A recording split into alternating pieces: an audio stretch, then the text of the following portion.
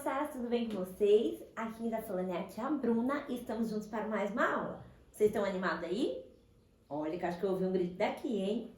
Bom, vamos fechar os olhos e orar, tá bom?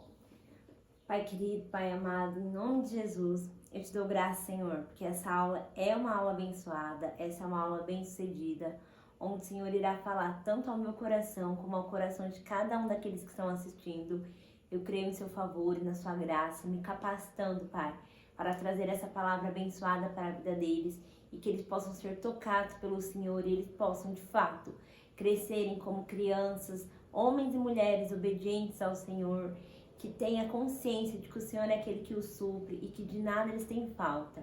Muito obrigada pela vida deles, pela saúde, pela vida da família deles e que eles cada vez mais possam andar em alegria, em saúde divina e viver tudo aquilo que o Senhor tem para a vida deles.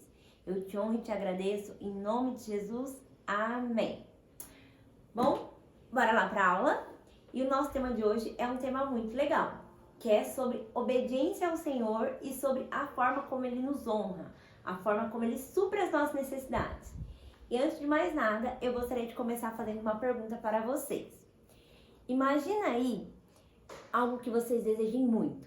Sabe aquele tipo de coisa que vocês querem assim muito, muito, muito, mas que vocês sabem que naturalmente falando, agora o pai de vocês não pode dar?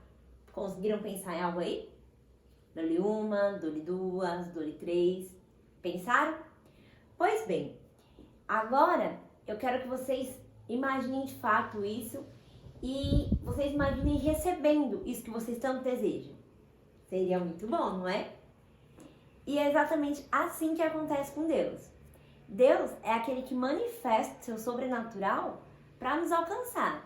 Deus é um Pai tão bom, um Pai tão amoroso, que Ele de fato move céus e terra em nosso favor. Ele é aquele que supre cada uma das nossas necessidades e faz com que a gente tenha todas as nossas necessidades supridas, tudo aquilo que é o desejo do nosso coração atendido. E eu gostaria de começar lendo com vocês um versículo que está lá em Filipenses 4:19, que diz assim: "E o meu Deus, de acordo com as gloriosas riquezas que Ele tem para oferecer, por meio de Cristo Jesus, lhe dará tudo o que vocês precisam." Como eu disse lá no começo, para vocês pensarem, tudo aquilo que a gente precisa, tudo aquilo que a gente deseja, Deus é capaz de nos abençoar com aquilo, é capaz de nos suprir.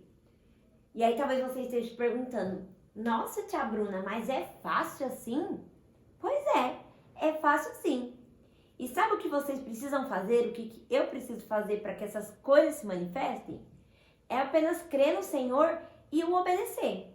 E eu vou trazer para vocês um exemplo de um homem que obedeceu ao Senhor, que foi fiel às suas instruções e que de fato viu o sobrenatural de Deus alcançando a vida dele. Será que vocês conseguem imaginar quem é? Pois é, eu sei que na Bíblia tem muitos homens e mulheres de Deus que provaram desse sobrenatural. E hoje o que eu quero falar para vocês é sobre o profeta Elias. E eu trouxe ele aqui pra gente. Pois é. O que a gente vai ler está lá em 1 Reis. Vamos abrir lá. Está em 1 Reis 17. E eu vou ler do versículo 1 ao 15. Todo mundo achou aí? Todo mundo já pegou a sua Bíblia? Bom, eu vou ler com vocês. Um profeta chamado Elias, de Tisbé, na região de Gileade, disse ao rei Acabe: "Em nome do Senhor, o Deus vivo de Israel, de quem sou servo, digo ao Senhor que não vai cair orvalho nem chuva durante os próximos anos, até que eu diga para cair orvalho e chuva de novo." E aí talvez vocês estejam se perguntando: nossa tia, mas por que ele falou isso? Ele falou isso porque o rei Acabe tinha feito muitas coisas que desonravam a Deus. Ele tinha feito muitas coisas que não correspondiam ao rei.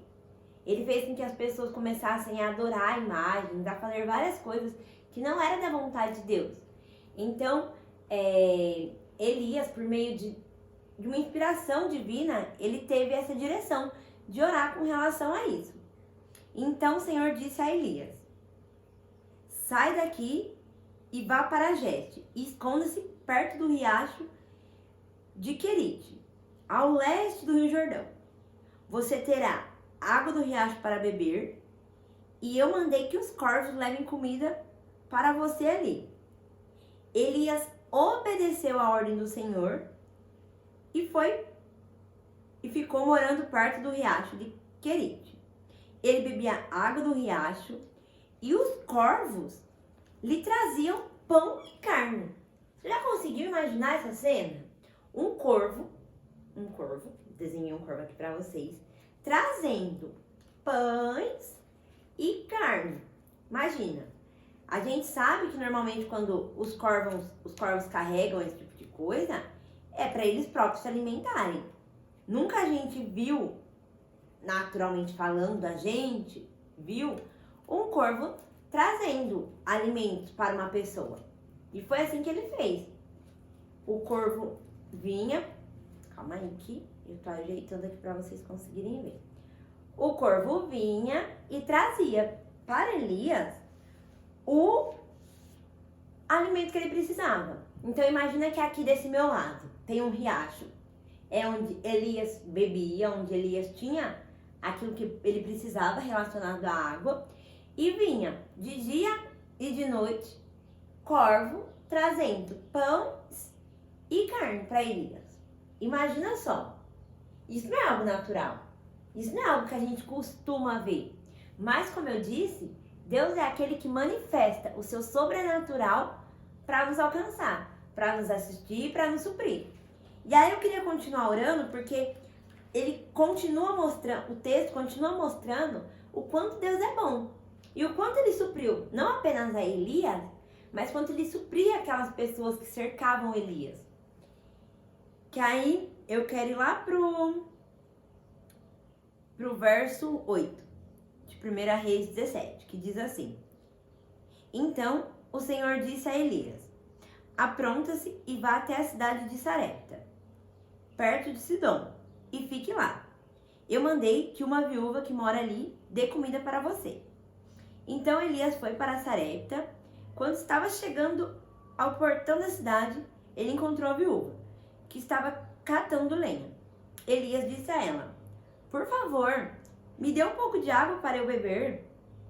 Quando ela ia indo buscar a água, ele a chamou e disse: E me traga pão também, por favor. Porém ela respondeu: Juro pelo seu Deus vivo, ó Senhor, que não tenho mais pão. Só tenho um punhado de farinha de trigo em uma tigela e um pouco de azeite num jarro.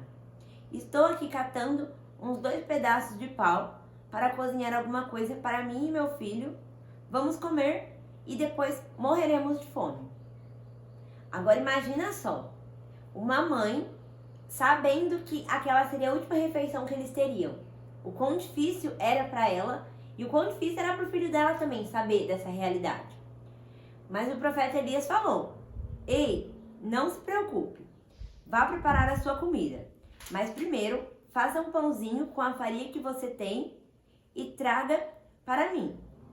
Depois, prepare o resto para você e para o seu filho.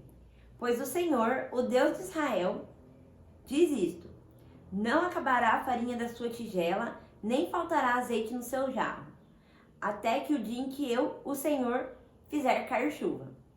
Eles estavam passando por toda essa necessidade, porque, como eu falei no começo, eu li no começo, Elias orou e declarou que não iria cair chuva naquele tempo, por um período de tempo.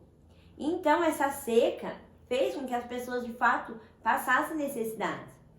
Mas Deus é um Deus tão bom, Ele é um Deus tão amoroso, que Ele supriu a Elias, e por essa viúva também suprir Elias e obedecer a ele, a um comando que Deus deu para ela, ela também foi suprida.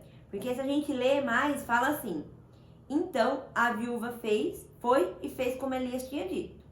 E todos eles tiveram comida por muitos dias, como o Senhor tinha prometido por meio de Elias. Não faltou farinha na tigela, nem azeite no jarro. Gente, Deus é maravilhoso. Realmente Deus é aquele que supre cada uma das nossas necessidades e Ele tem o desejo. Ele não faz isso simplesmente porque, vamos supor, o Joãozinho tá precisando, né?